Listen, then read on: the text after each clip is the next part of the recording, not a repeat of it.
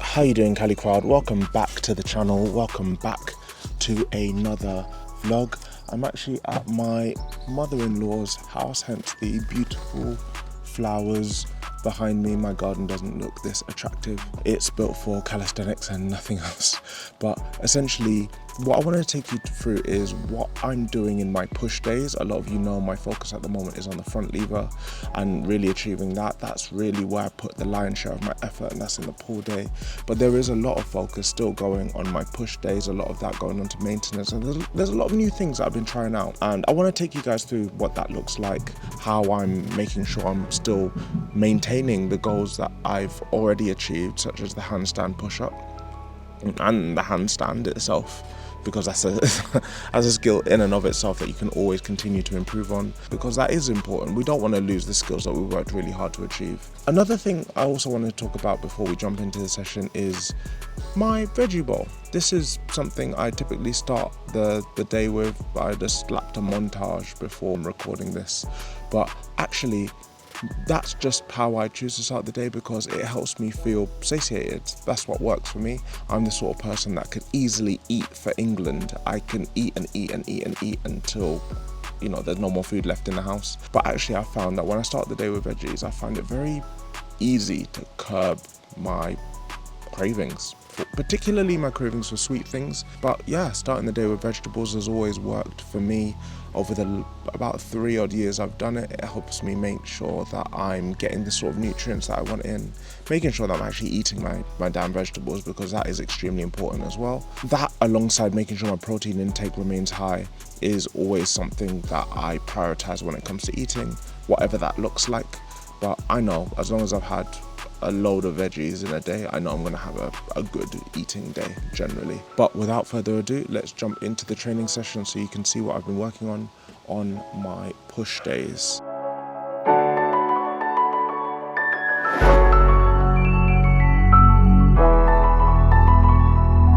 Okay, so jumping into the session, we started the session with some handstands.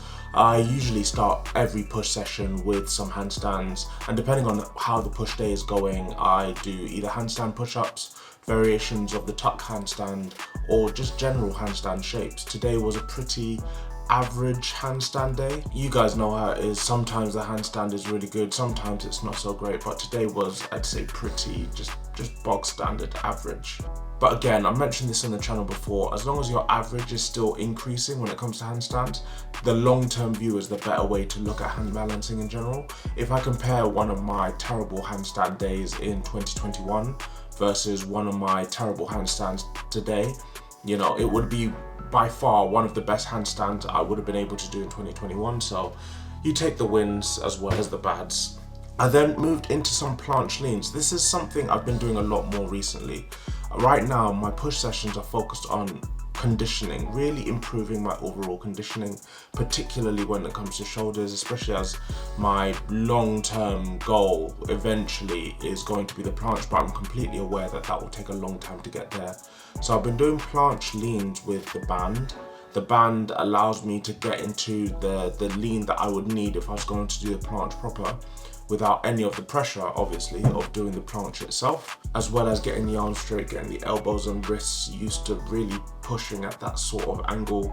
I absolutely love this exercise. I think I'm going to keep it going until at least the end of the calendar year, and we'll see how it goes, but hopefully that gives me a really good base to start my planche training once I've actually finished my front lever work. I then moved on to pike push-ups. This is a hypertrophy phase of my training, so what I've done is I've scaled back the chest to wall handstand push-ups, added elevation to my pike push-ups, and gone for slow, controlled, deep reps. These are harder than they look. Anyone that's ever tried the pike push-up before, add some range, and you know, you'll just find out how hard these are. Eventually what I'll do is I'll turn these into pause reps, where I really pause at the bottom and lock out at the top. Like I said, all of my push sessions at the moment is about conditioning, particularly when it comes to the shoulders. These are going to be the sort of exercises that will allow me to get the sort of high volume skills that I want to in the end. After this, it was L-sits. You guys know how much I love this skill. Maintaining this skill is a key thing for me. I think the L-sit, anybody with a desk job needs to do this exercise. All of those hours spent sitting, an L-sit undoes this. I've spoken about the L-sit so much on this channel, so I'm not going to labor the point here. I then went into some push-ups with bands. Now, again, this is about really building up that protraction strength. I can do push-ups for ages, but ring push-ups and banded push-ups are really where it's at the moment. I'm focusing on banded push-ups because that scapular protraction is a really big weakness of mine.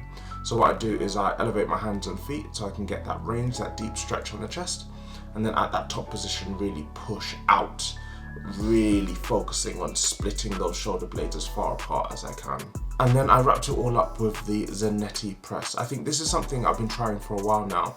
At first I wasn't convinced, but actually I've really started to love this exercise when it comes to building up that capacity in the elbows in particular, but also the shoulders. If you aim to keep your shoulders protracted throughout the whole movement, you can find that with a very light weight, you can get a really good burn on the shoulders. This is something I didn't actually expect would be as much value as it has, but I've learned actually with my tuck planches, they just feel so much stronger. So I want to keep these going, hopefully progress them as I get stronger as well. But that was the session. But that's pretty much it from me. That is what my training in at least push looks like at the moment. I'm going to give an update on the front lever in a few more weeks. But I want to know what you guys are training on. What are you guys working towards? We're halfway through the year. There's still a lot of the year left, so make sure you don't waste it. Keep pushing towards your goals, and I'll catch you in the next one.